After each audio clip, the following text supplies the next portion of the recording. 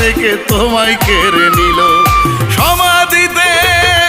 সমাধির পাশে বসে থাকি একটু দেখার আশায়, কাফনে মুড়াইয়া তোমায় দিলাম শেষ বিদায়, কাফনে মুড়াইয়া তোমায় দিলাম শেষ বিদায়।